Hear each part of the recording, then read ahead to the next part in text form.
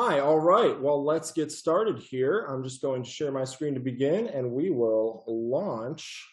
How's it going, everyone? Welcome to 98th Percentile's Public Speaking Masterclass on Verbal Fillers.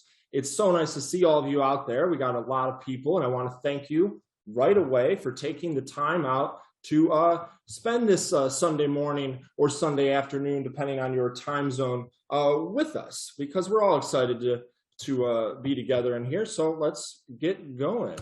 Now, today we're going to be talking about a variety of topics. And so I just want you guys to know before we start that we are recording this because as we are a company, we do like to highlight our events and our students and all the wonderful things that we do. So for quality and marketing purposes, we may share screenshots and snippets of this video. So I just want to let everybody know that before we get started here. So a little bit about 98th Percentile. We are a leading e-learning company, and we do provide accelerated courses in all of the subjects that you see there. So while today we may only be focusing on public speaking, if you are curious about the other offerings that we have, it is math, English language arts, coding, and public speaking. Now, to break those up a little bit more, math and English language arts, we tend to focus strictly on the academic things, the things that your child or you see at school, whereas the coding and public speaking, we try to give you guys the skills, leadership, and entrepreneurship. Think of it like the ability to design an app and then have the ability to talk about it as well, right? Now, children, if you're out there, because I can't see you guys all at one time, I do want to let you know that if your parent or guardian's available right now, it would be a great time to go and grab them because much of this content is geared towards both of you guys together. Not that you won't gain anything. Of course, you'll be wonderfully entertained and you'll have a fantastic time. But if your mom or dad is in the other room and they're not doing anything and they think this might be just a thing for you, it's not. There's a lot of valuable things here for them as well. So I just want to let you know that and give you a second right now before we start here. Here we go.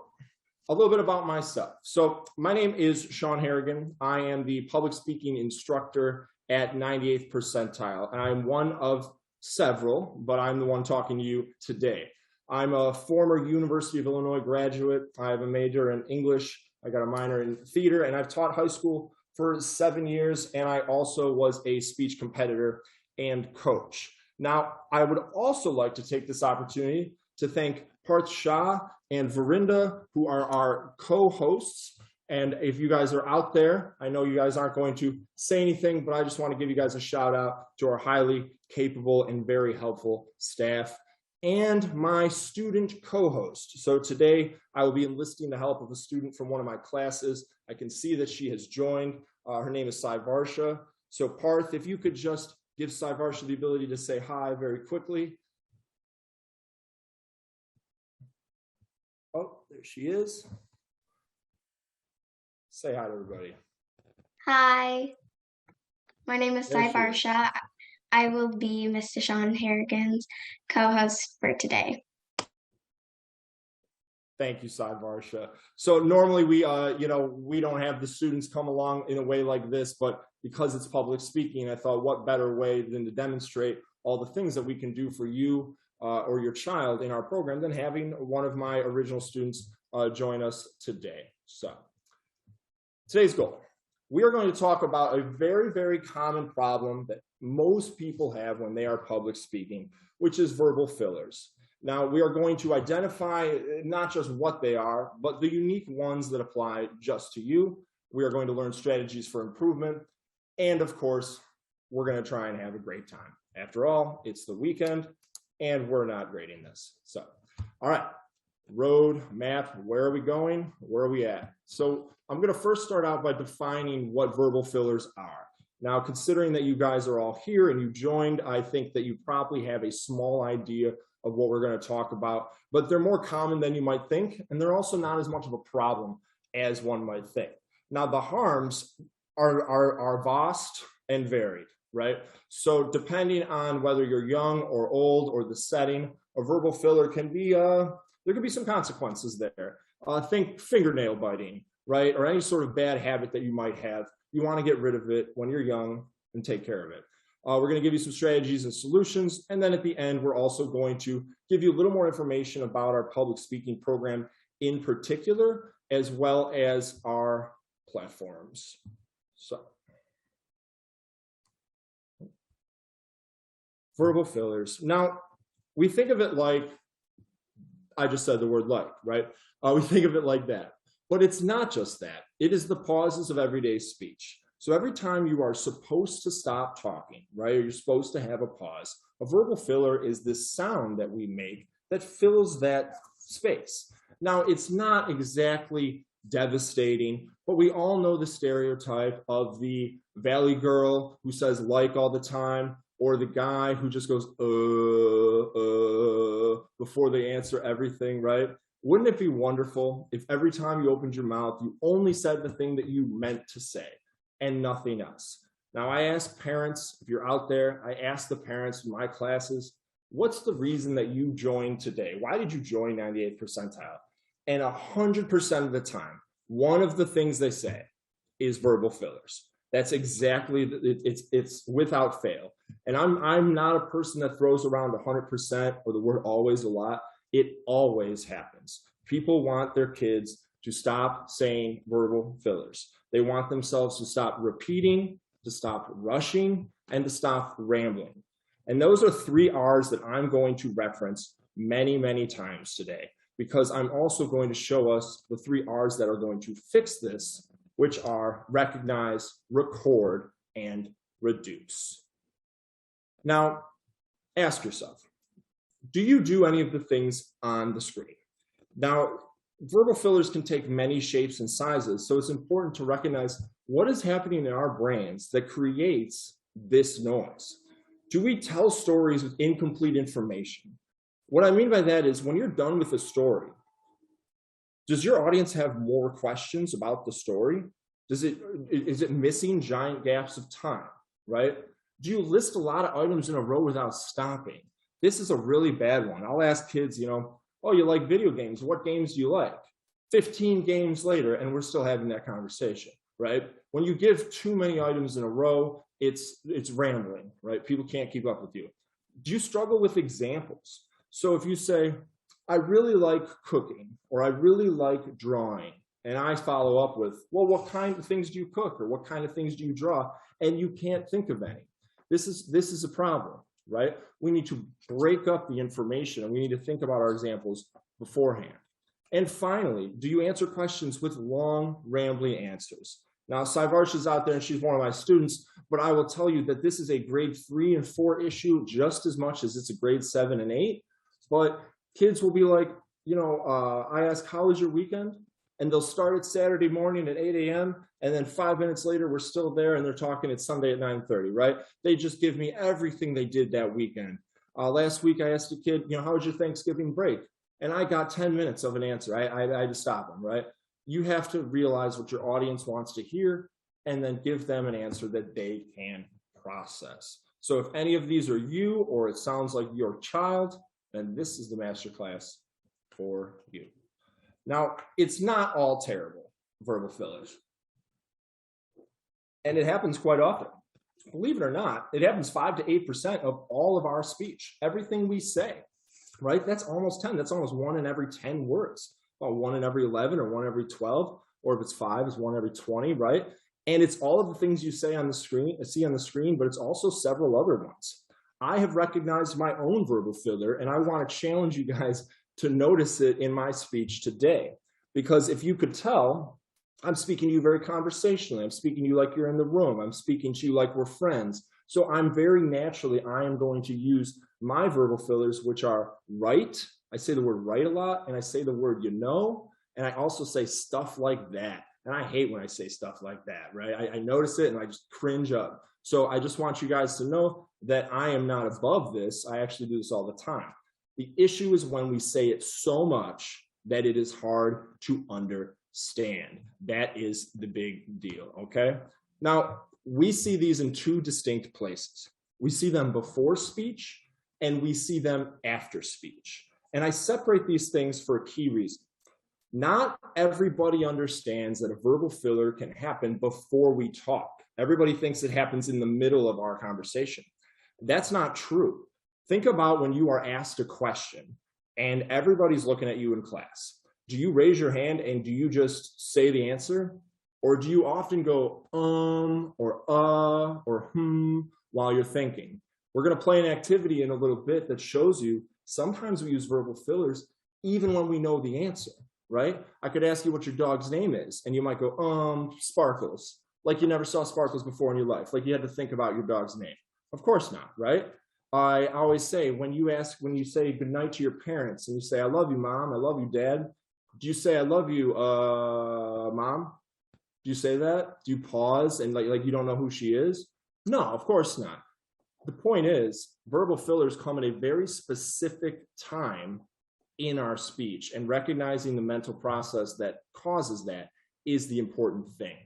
So if somebody asked me my name and I responded like the quote on the screen, my name?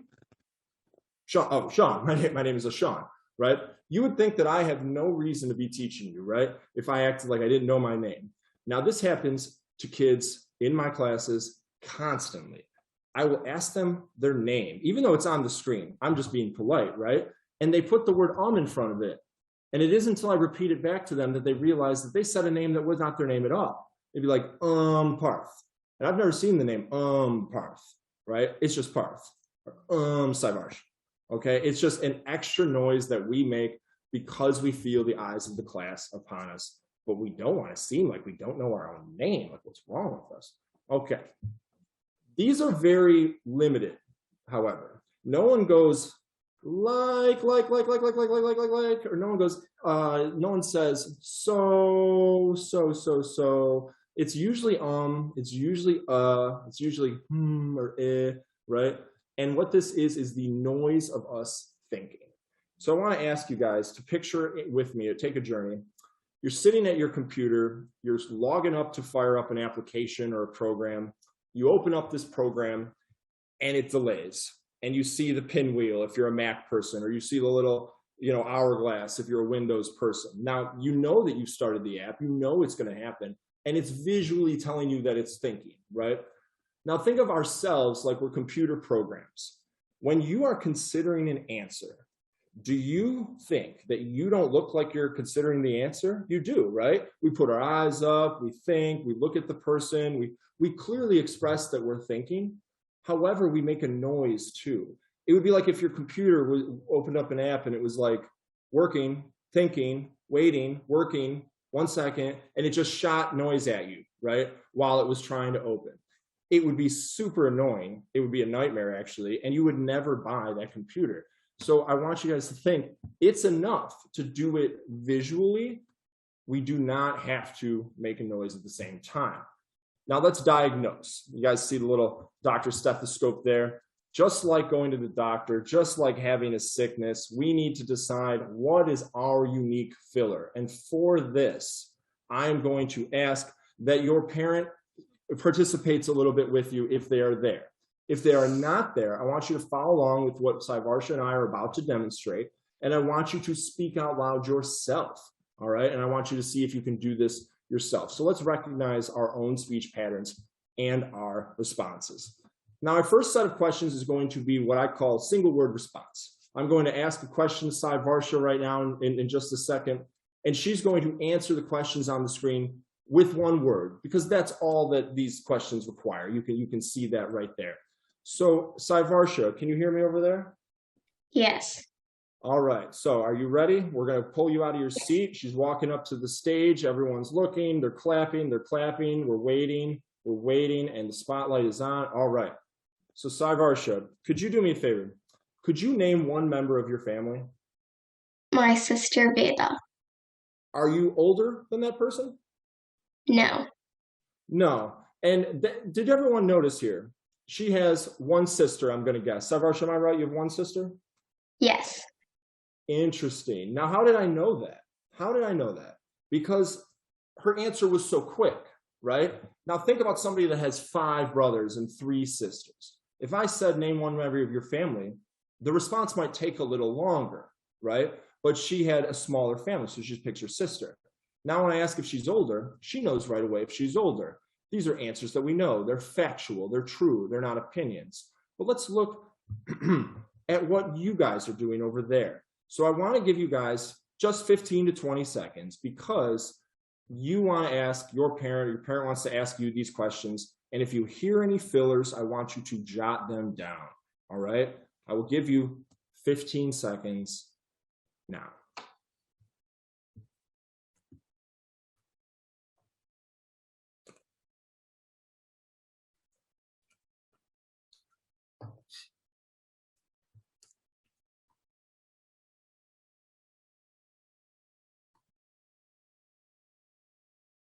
All right, all right. So hopefully we did that. Name one member of your family or older. Now let's move on to the second part of this little activity. These are multiple word responses. So these could be an endless amount of question varieties, but just for ease, I put these three on the screen, right? Something that every kid out there can agree with and understands, right? Classes at school. Now everyone has the first two classes at school, so everyone knows what that is. So I'm going to ask Saivarsha to demonstrate once again here. Saivarsha, what are your first two classes of the day? My first two classes are math and reading. And what are the teachers' names of those classes? Mrs. Brown. Okay, same teacher for both. And which class is your favorite? Writing. Ha! Did everyone hear that? Did everyone hear that? Saivarsha, did you hear that? Yes. All right. Now, perfect, right? Now, look at the information. Look at these questions. What are your first two classes of teachers' names? Which class is your favorite? Please ask your child these classes, or if you are a child, please speak the answers to these classes out loud, and we will resume in 10 seconds. Write down anything that you noticed yourself speaking. Give you 10 seconds here.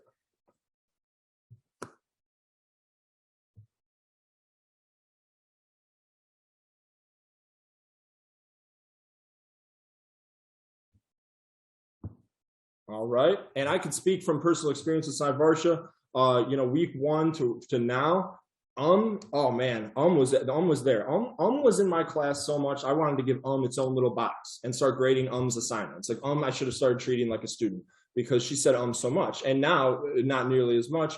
But notice she said it on which class is your favorite, because out of all the questions that you can see on the screen, that's the only one that is totally up to her and is an opinion. So she verbalized what she was thinking. Now let's try the final set of questions, which is the most complicated. We call this choice, recall, and explain. This is a series of questions that builds on the previous question. So it's selection out of a number, right? You can see who's one of your friends, you got to select, and then how did you meet? You have to recall, and then describe all your friends, you have to explain, totally open-ended. So Saivarsha, last one, here we go. Saivarsha, who is one of your friends? My friend Ricky. And how did the two of you meet? Our moms were really good friends. All right. Moms are friends. And could you describe why the two of you are still friends? We bond over everything like volleyball. You like to play volleyball together. I was hoping to catch you. Saivarsha's good. All right. Now, Saivarsha and her friend must be very good friends because the answer was right there, right? But if you look at that last one, I want you to do these same questions with your child or with your parent right now, just like before. Give you 10 seconds to 15 seconds, and please write down any that you guys see out there.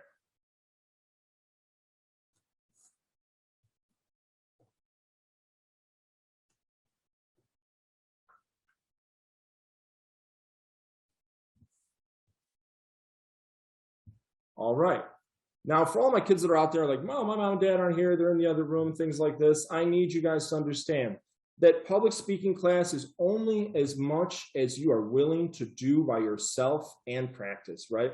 So it's like if you went into math class every day and you watched your teacher do math and then you came home and you just looked at the problems that she did.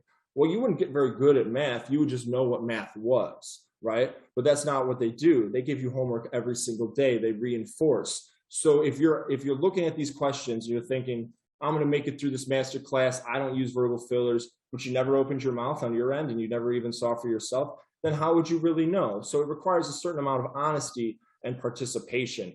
So I'm going to ask you guys I'm going to give just a little bit of time to this, but anybody out there, could we type some fillers into the chat that we saw?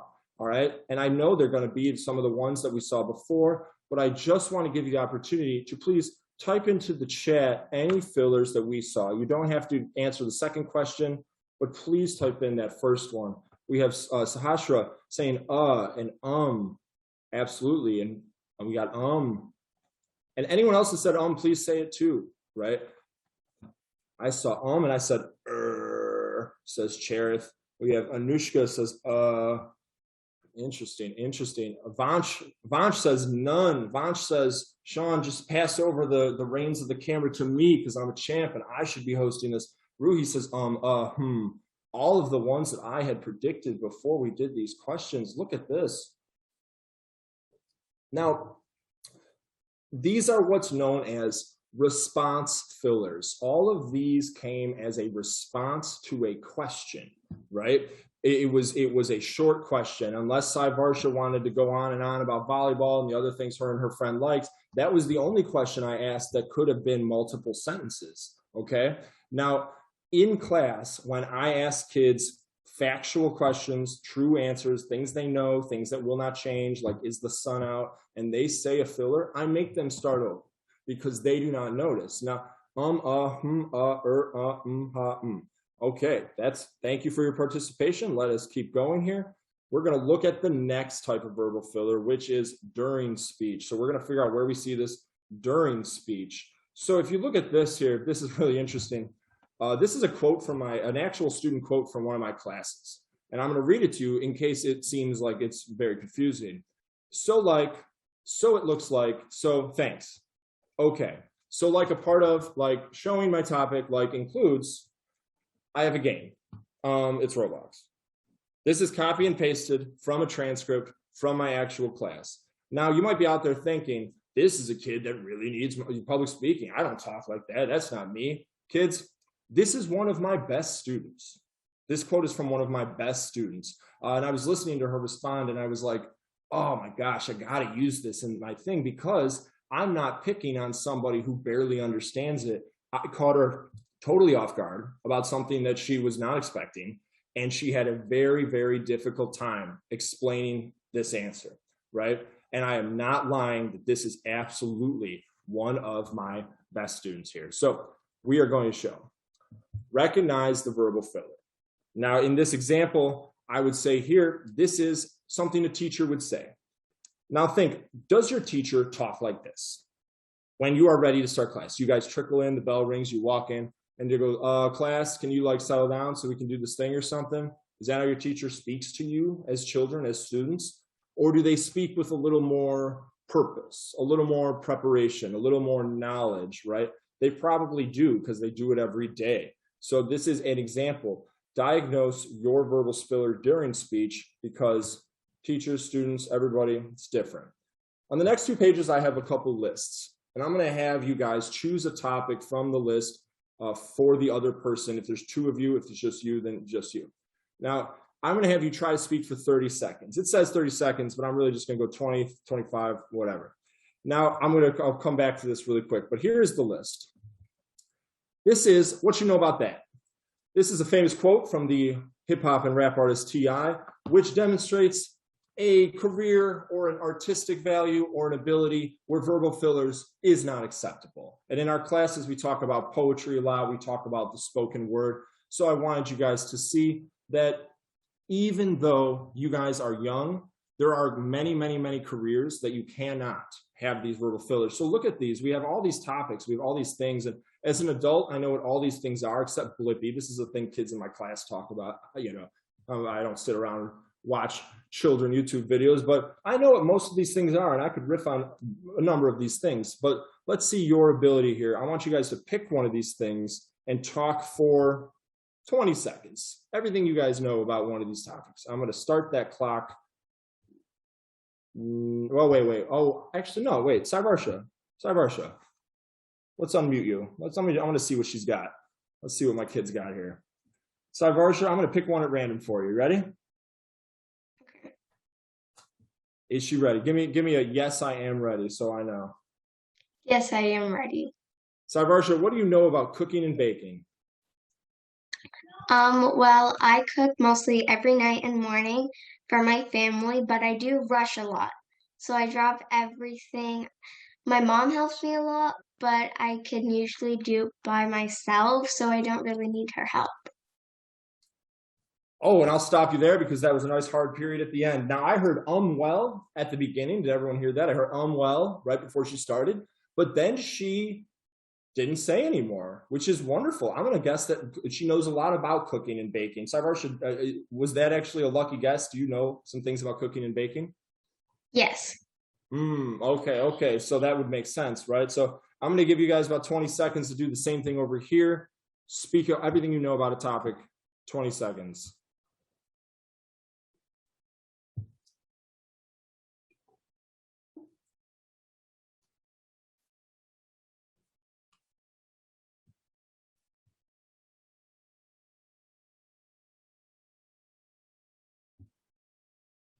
All right. Now, this is a limited choice list, right? So I recall in the previous slide here, I'm going to go to another list, and the other list is a little bit different. We don't have the topics explicitly listed out. They're favorites, all right? So in this second list, we have what you know about this. What you know about this, which is, whoops, go here. What you know about this, which is a quote from the very famous, very successful person. I'm just kidding. It's me. It's a quote by me. I wrote the title of that slide, that particular slide. So Saivarsha, I'm going to ask you, since you said something about cooking, Saivarsha, can you tell me about your favorite food? Well, personally, my favorite food is chicken, but I don't eat it at home because my mom and sister are vegetarian, but I get it when we're outside. I see. And do you have a favorite restaurant that you go to for chicken? Olive Garden. Olive Garden. Everyone noticed no verbal filler before Olive Garden, right? Absolute certainty. Unlimited soup and salad and breadsticks. When you're here, your family, Olive Garden. Totally understand. I'm a big fan of Olive Garden as well. So I want you guys over there, same exact thing. I want you to pick an item out of this list that it's your favorite. Ideally, if it's your favorite, you would know a lot about it. So let's see. 20 seconds. Go.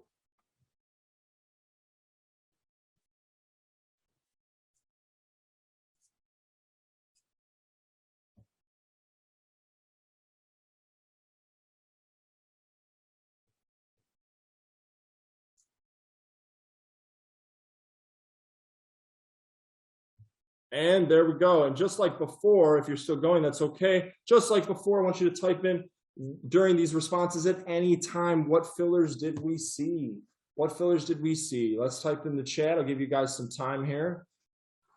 We saw Cherith once again says, Erm's a new one. Erm's a new one. Erm. Oh, I like that. So a new one. So, Yeah, and okay, here we go. And we said Arv's dad. I like to see that Arv's dad out there joining the fray. Like, we're seeing the first instance of like. And okay. Now I'm going to tackle a few of these right now. Why do we use the word and? Because we're afraid to use periods. Why do you use the word like? Because we're afraid to transition between thoughts. We use the word kinda because we're afraid to commit. We say well, and Saivarsha can agree because she said well. Let's see, and like, and Ruhi says with 10 U's because when she uses verbal filler, she takes up everybody's time. It takes 10 seconds, right? It groans, right? It's like the wheels are turning. Okay, and so is just like and. It's for people that are afraid to use periods and they are afraid to link complete thoughts together. This is perfect. So does everybody notice exactly the purpose of this exercise? The verbal fillers were very different based on the type of question that you were asked or type of thing you had to talk about. So just a reminder before we move on to the next part, this is a apparently meaningless word, phrase, or sound that marks a pause or hesitation in speech. Everybody uses these, your parents, your grandparents, your sister, your brother, your teachers, right? And we use them before and during speech, okay? Now, I like this. In the chat, I'm going to address, right now I'm going to address what's in the chat. It says, I have a generic question, all right? Arav says, aren't verbal fillers a little better than silence because you need to make sure to not repeat too much? Excellent question. Now, one of our solutions later is the power of pause, because there is this inherent belief that silence is bad. Okay, we have this belief that silence is bad. We call it speech, we call it public speaking, and so we think we must be speaking. Silence is bad. Everyone's going to think I'm an idiot, right? If I'm not talking constantly. That's not exactly right, okay? Verbal fillers are actually more distracting than silence, and I'm going to get to that later, but I love that Arav asked that question. And if you guys have any other questions, fire them out, and I will be able to answer them as we go, as they relate, or I will answer them at the end. But nice use of the chat there. So let's understand why we do this.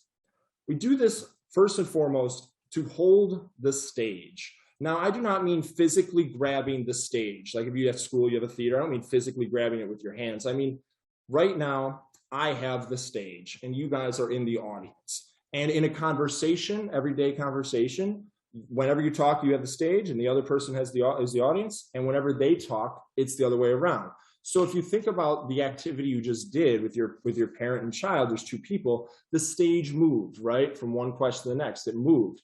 And in a normal conversation, if we are nervous about holding the stage and we don't want to lose the stage, right? We say verbal fillers to let people know that we're still talking. Okay, so when we're done, we go, because we're afraid that if we stop, that somebody else is going to jump in.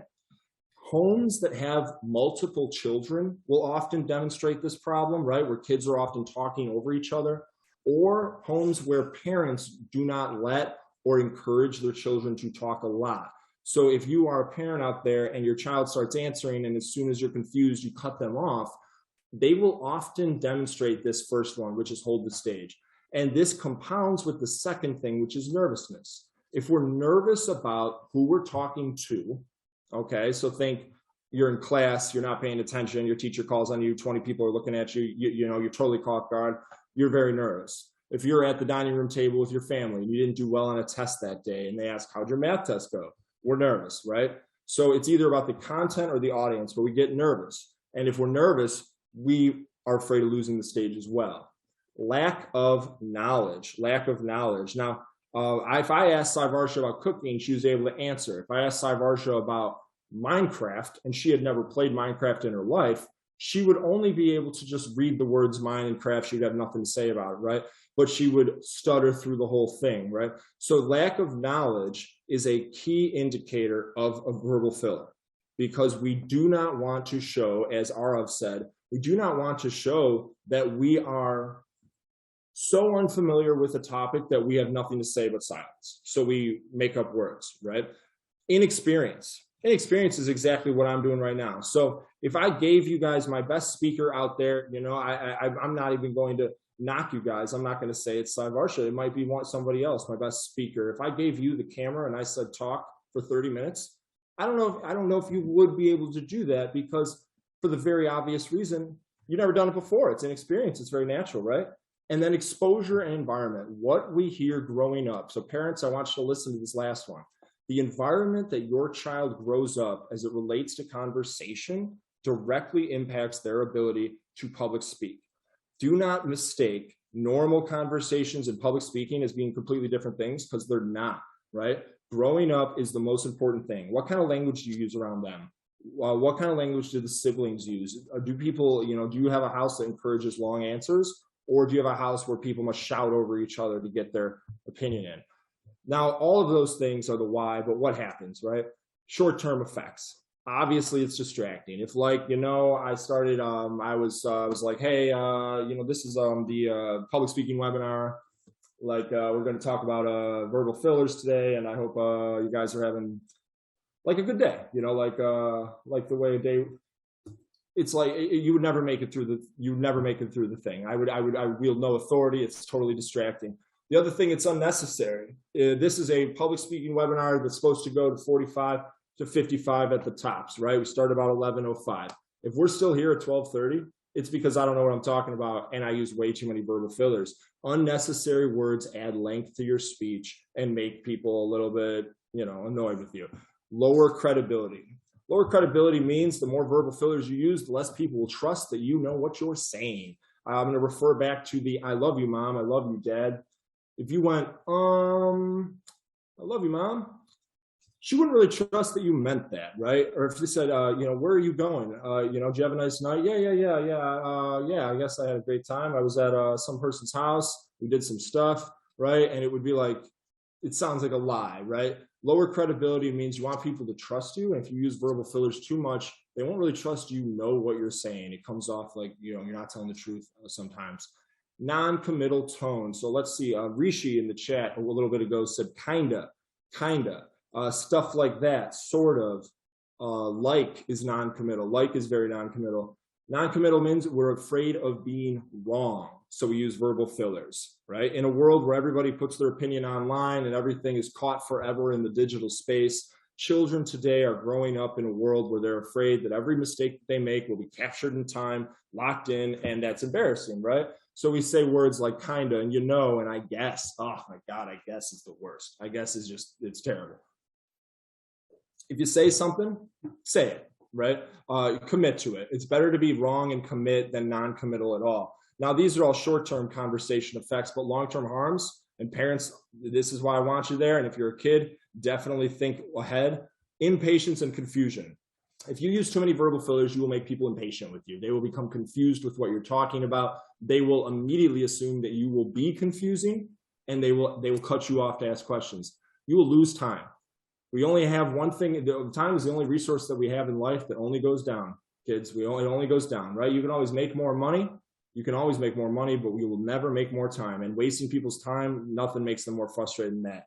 Losing trust and respect, just like I said before, and then less stage presence. I put stage presence in quotes because I don't mean the actual stage all the time. I mean the life stage. You will be less confident to be loud and present on the life stage. And that's not something we want. So let's fix it. Let's take out our toolbox and let's fix this problem. Now, no, I'm thinking. I heard you. No, I heard you. I'm thinking. I love this. All right. When I ask a kid a question in class, I call on them. I say their name. We have cameras on all the time in class. I say their name and I say, what do you think about this? And then when they, oh, I get my charger here. When they answer, I make them sit there and I make them think about it. Like right now, I could fill this awkward space where I'm bending over and grabbing my computer charger. I could fill that with a verbal filler, but I won't. It would just be distracting. All right, so how to own the stage with the power of pause. So I heard you, I'm thinking. I want to teach you kids to recognize the power of silence today. Silence. So here we go. This is a activity or a concept ripped right out of class. So if you're out there, you're wondering what we talk about in class, what do we teach in public speaking? This is a strategy that we have right in class. It's called STOP. Silence, transition, omit, and prepare.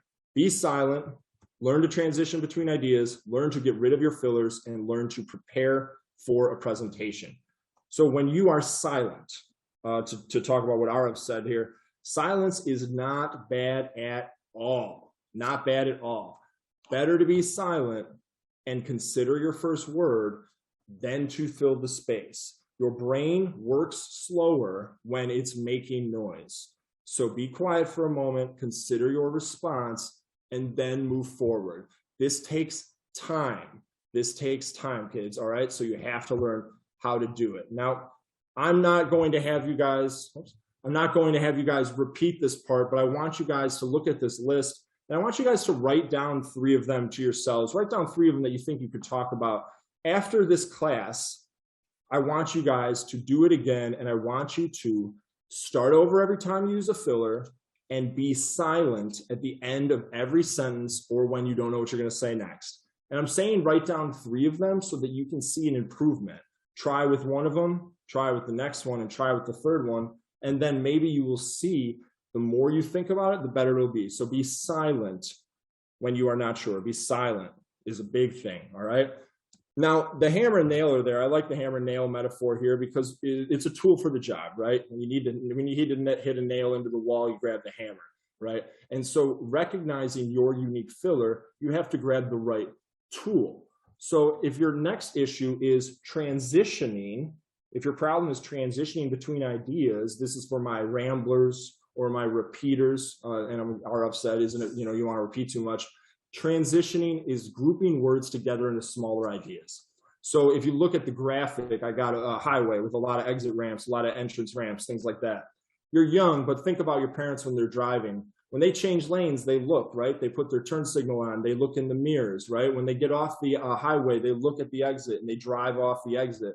Transitioning when we talk is the exact same concept. We look ahead to what we're going to say and we break down what we're going to say into smaller parts. Okay, this way we can use commas where before we'd use the word and we can use periods when we'd say and or so. It allows us to deliver one idea at a time. Now, I want also, this is a fun little thing I do, try saying the word period out loud when you guys talk and then removing it. For example, deliver one idea at a time, period, pause, period, then continue, period. This is helpful for those that use run-on sentences or struggle with clarity. Period. Okay, say the word period out loud when you guys are practicing, and you will notice the space that it takes to say the word period, and then eventually take the period out. Just take it out. For my speech kids at high school, I would have them say funny little words that were unique to each kid. So cinnamon toast crunch was another one, lampshade, snap, crackle, and pop. You know, they finish a complete thought and they go snap, crackle, and pop, and then they snap. And eventually I tell them to stop saying that and they just fill that area with silence. They stop using the filler. So the idea for you guys at home is to fill the time when you'd say a period with a word and then take it out eventually, and you'll find how easier it is to transition between ideas. Omit. Saivarsha, are you still out there? I wanted to show your list here. Saivarsha, if you're still out there, please turn your camera on. Now, I want you guys to do this. I want you to recognize what she's doing. She's holding up and so. She's got and so written on it. Keep it up there. Keep it up for us on a big piece of paper there. And I see other students of mine. I see Ruhi and Cherith out there on my screen. I can see the three of you. And I would like you guys to also write down the words that you often use as fillers and put them on a giant list. So Saivarsha, if you could turn your mic on here, I want to ask you, where do you keep that list? I keep it on my desk. And how does that help you? Whenever I am like talking, I look at the verbal fillers and I pretend I look at it and I just have to remember not to say them. Good. So if it's on your desk, it's taped to your computer, it's the wall behind your computer, and parents, this works for you guys too. If you guys are in a public speaking job that you have to communicate, put it right there. You'll see it in red all the time. You'll see it, it'll be in your head, and then you'll get annoyed with it. And then when you talk, you'll recognize it. So keep a list of your fillers. If you don't say a filler, no reason to write it down, right? Because as we saw in the chat and our activities earlier, everyone's filler is different. Write down yours, big letters, big red letters, red for danger, right? Red for harm, and put it right there. Practice for performance louder than necessary means the louder we are when we practice, the more we can recognize the thing we're saying wrong. Do not whisper when you practice for public speaking, and don't mouth the words, don't think it in your head. Say it out loud, almost louder. And then my favorite, have your parents keep a buzzer or bell at the dinner table. Now, I like it if everyone gets one so the kids don't feel like their parents are getting on their case. But if Cherith is sitting there with his dad and his mom and his brother at the dining room table, and then every time he says his dad hits a or a ding, and he hits a bell, Cherith's going to hate the sound of that bell. He's going to hate it. It's like the Pavlov's dog thing. You really hate it, right? So he will start speaking slower to not hear the sound of the bell. And then if you can do that, kids, to your parent as well, you can make this a very fun game. Rohi says, my name is Rohi. Thank you. I like the phonetics. I like that. Okay. I like the phonetics. So keep a buzzer or a bell at the dinner table. And maybe the worse you are, the more annoying the sound is. This is a very fun thing. You could download an app and your parent can just hit it. Definitely try this one out. You'll realize how many times. Now, this is a phrase that transcends public speaking. This is a phrase for anything we want to do, whether it's, try out for a sport, get physically fit, change our diet, get better at school, anything like that. Developing good habits is better than stopping bad habits. If you think about bad habits like, man, I need to stop doing that, your brain will, it's a negative reinforcement, right? I always say, why am I such an idiot? Oh my gosh.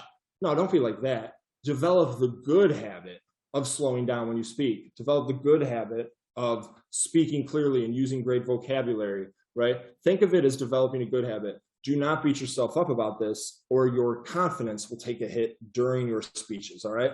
So don't be too hard on yourself, but recognize areas of improvement. So remember, to defeat rambling, rushing, and repeating, one must recognize, record, and then reduce. All right. So this is the recognize, record, and reduce portion of this. Do not be too hard on yourself. I say the verbal fillers. Everybody says them. All right. We're going to move past this here. So final takeaways of today's lesson. Now, verbal fillers is something that we will not solve in 45 minutes. What we can do is tell you what they are, why they're bad, and how to fix them, right? We can persuade you that this is a big deal. Now, this could have been a webinar on body language. It could have been a webinar on being persuasive, or using sources in our speeches, or using, what's it called, interviews or anything like that. But no, before we can move on to the next level of public speaking, this is a key lesson. That's why in our public speaking program, it's one of the first things that we talk about. So verbal fillers, the number one takeaway that I want for you guys is the power of pause. All right, the power of pause. Give the audience time to soak in what you're saying, and they will thank you for it. Do not rush, right? Do not ramble. Do not repeat. And if you say a filler, you lose track of where you are, start the sentence over from the beginning of the thought, right? Don't repeat the same word many, many times. Just pause and take a moment, and everything will be fine. There are many, many advantages to that. Silence, transition, omit, and prepare. Think of it like stop. Be silent, learn to transition, learn to eliminate yours, and prepare.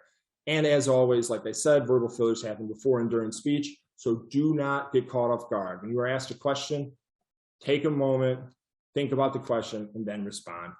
So I hope you enjoyed and you learned some things about verbal fillers today, but I want you guys to know a little bit more about our public speaking program so you can learn to, I have 3 students that I can see on my screen, so I don't know if that's a coincidence or not, but I can see Ruhi, Cherith, and Sai Varsha, who are 3 students from my classes. And I want to say that I know that these 3 have a great time. I'm not going to ask them right now because of time and other things, but I know they do. And I see Cherith is nodding his head over there, right? We have a great time. And every week we have kids from around the country, and it feels like we're in the same room. I think 98th Percentile's online platform or online company, the way we run our classes is really, really fun. And I have really enjoyed my time instructing here. And at first I was nervous. I was like, how am I going to teach public speaking from my own house? How am I going to get these kids to feel like they're in the room? Cherith, just give me a big thumbs up if I can say, like, do you feel like you guys are in the same room when we have our meetings?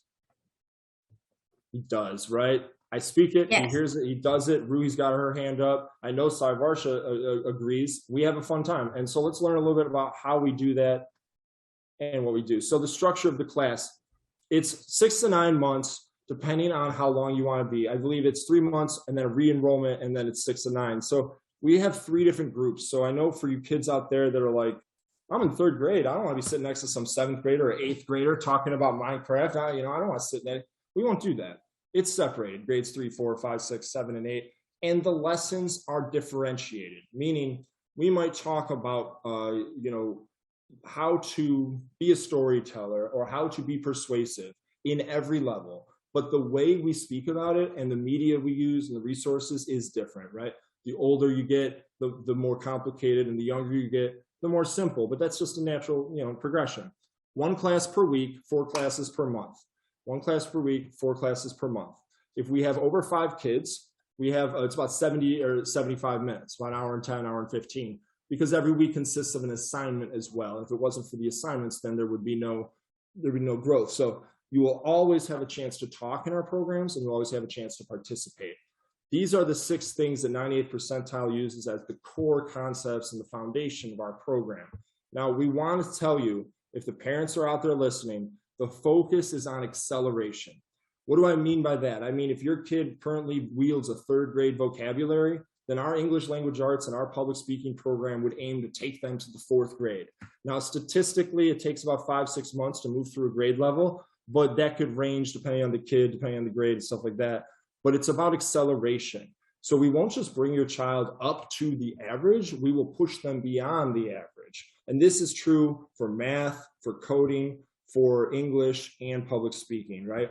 Never stop improving, never stop learning. So master the skills, personalized attention, and blended classrooms. Every one of my kids, I give a chance to speak. I don't talk at them, I talk with them. It's very conversational. We have a lot of jokes, we have a lot of fun, but we also do a lot of learning, and they hit a lot of attention from the small class size. Super exciting news for 98th percentile, super exciting. I'm a big fan of TED, so this was a really exciting news for me.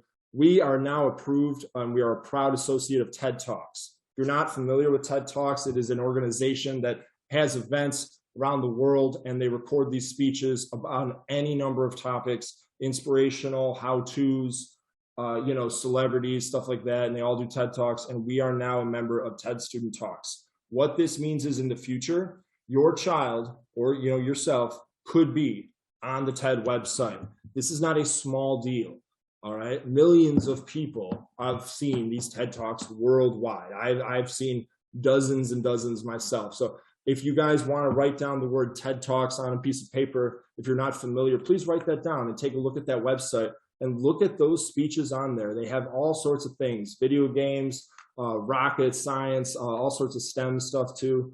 Definitely go to the TED Talk website so you can learn how to talk like those people in our classes. Here we go. Special offer for the people today. 2 weeks of free classes, which are trials. All right. Each kid gets 2 weeks of free trial classes to see if they would like the program. No money down, no credit card required. We're not going to ask you for your social. We won't get too personal. Just 2 weeks of trial classes. That's all we need to show you the benefit that we can bring to your house, to your child in just 2 weeks. If you say, you know what, Sean, I love this webinar. I think you're fantastic. I think Cherith and Saivarsha and Ruhi, I could see them and they look like great kids. And I want my kid to be like that. If that's for you, you can enroll today. So please look in the chat. We have a message from Parth for our participation certificates, but also for the portal free trial link. So if you look in the chat and you're out there and you think, how do I get to this website? Please click the link in the chat and it will bring you right to our website to sign you up for a free trial. All right. This offers for new students only. So if you're a student in something else and you want to say public speaking, we love you. We love to keep you, things like that. But this is for our brand new students only. And definitely try it. And if you like it, tell a friend, share it, give us a review on Facebook, give us a review on Google. It's all about getting the word out there so that we can, help the next generation. And I hope that you understand, appreciate that. So this was our webinar on verbal fillers. I want to thank you guys all for listening and watching and taking time out of your Sunday. I had a great time preparing this PowerPoint, preparing this content. I had a great time working through this with my classes in preparation for this. And I only want to see our program grow and children, to develop these skills. So thank you. If you have any questions, the information is right there on the screen. Please visit our website. And don't forget to download your participation certificate for the masterclass. Please enter your details, you get the certificate. So Parth, if you're out there, I think that we are right at our time, and I think this was a tremendous success, and I hope that you guys are all out there. The people I see are beaming with smiles. The people I can't, in my mind, you're jumping around for joy, right? And you're so excited you can't even be controlling yourselves. So Saivarsha, thank you so much for helping. Parth and Verinda and everybody at 98th Percentile, thank you for setting this up. I hope you guys have a wonderful day out there. And this has been Sean. Have a great day. Thank you, Sean. That was amazing. Thank you, everyone, for being a wonderful audience. And we have also pasted the link for the participation certificates. Please go ahead and get that. And thank you, everyone. Have a wonderful Sunday ahead. Bye-bye. Thank you, Sean. Bye, everyone. Thank you, Parth. Bye. Bye, Bye, Varsha. Mr. Harrigan. Bye. You were wonderful and helpful. Thank you. Bye. Thank you. Bye. Bye. See you next Wednesday.